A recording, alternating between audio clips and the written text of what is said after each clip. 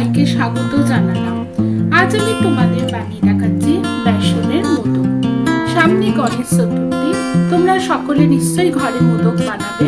আমি এইভাবে বেসনের মোদক বানিয়েছি। রেসিপিটা কিরকম ভাবে বানাই চলো সবাই মিলে দেখে নেওয়া যাক।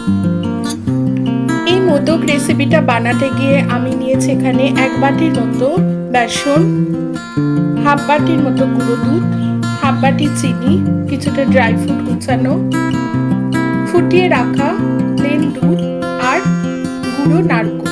এই নারকেল গুঁড়ো যে কোনো অনলাইনে বাজারে পাওয়া যাবে। তোমরা চাইলে এখানে ঘরেও কিছুটা নারকেল কুড়িয়ে নিতে পারো। চলো রেসিপিটা আমি কিভাবে করি এসো দেখে নেওয়া যাক। আমি এখানে বড় টেবিল চামচে 2 চামচের মতো ঘি নিয়ে নিলাম।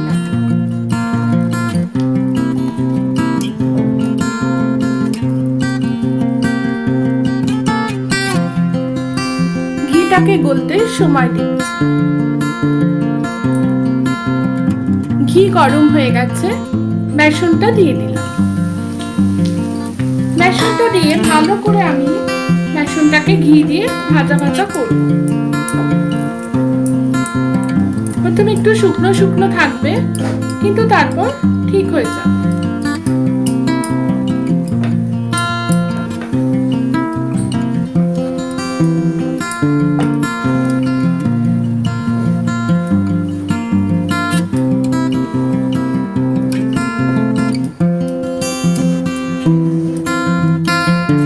বেসনটা বেশি শুকনো শুকনো হয়ে এসেছে, আমি ওপর থেকে আর 1 চামচ ঘি এর মধ্যে অ্যাড করলাম।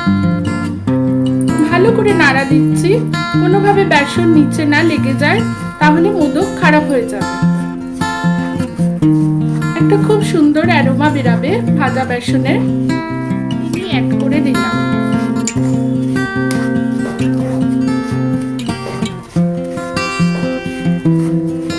আমি অ্যাড করলাম কিছুটা কোকোনাট পাউডার।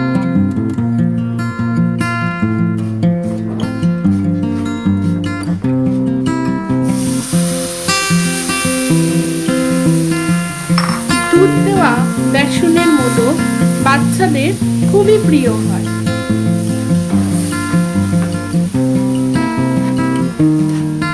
কারণ এটা একবারে মাখনের মতো মোলায়েম হয়, মুখে দিলেই মিলিয়ে যায়। এমনিতে বেসনের মিষ্টি সাধারণত বেশি একটু ঝরঝরে হয়, কিন্তু যদি দুধ অ্যাড করি এর ফ্লেভারটাই বদলে যায়। আমি ভালো করে নাড়া দিতে থাকছি। হয়ে আসছে।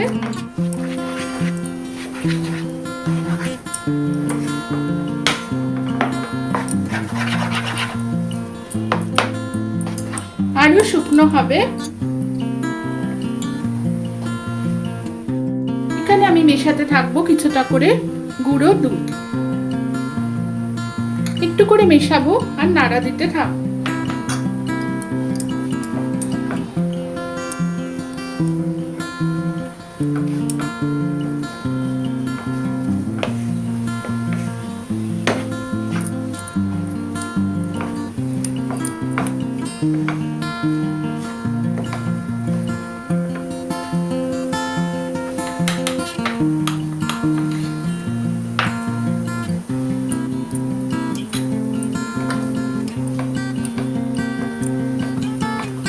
গুঁড়ো দুধ ব্যবহার করলে মোদকের স্বাদ অনেকটা ক্ষীরের মতো এসে যায়।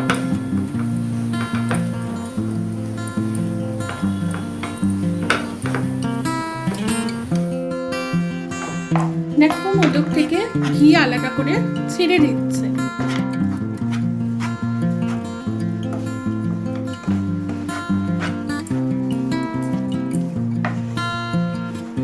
আর ডেলা ডেলাটাও ঠিক পারফেক্ট হয়েছে।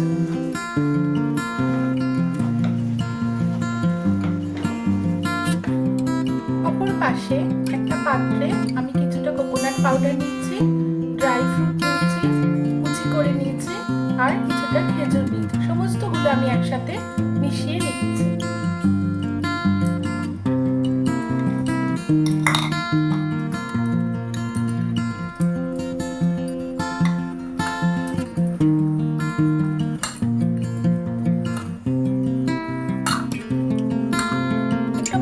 পাত্র নিলাম, এর মধ্যে মোদকের যে রেসিপিটা আমি বানিয়েছি এখানে, এটা আমি ঢেলে একটু ঠান্ডা করছি।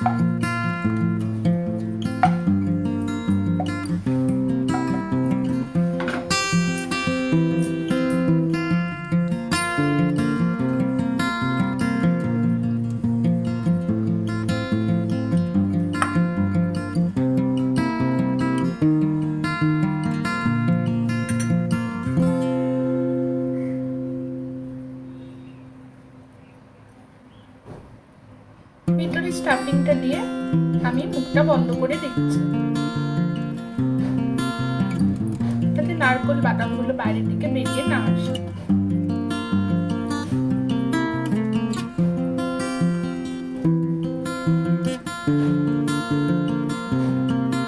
দেখো, ছাঁচ ছাড়াই আমার মোদক কত সুন্দর হয়েছে। এরপর এগুলো আমি বানিয়ে রাখার পর একটা ফর্কের সাহায্যে আমি মোদকের দাগ দাগ করে দেবো।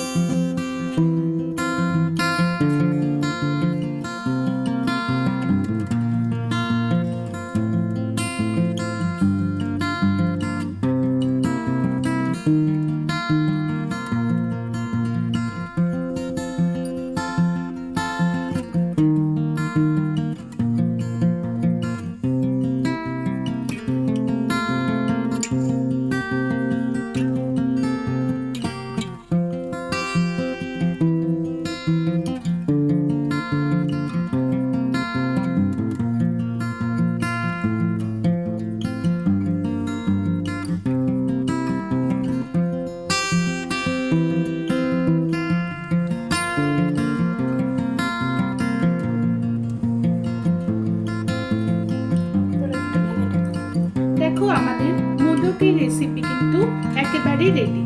রেসিপিটা তোমরা ঘরে একবার ট্রাই করো।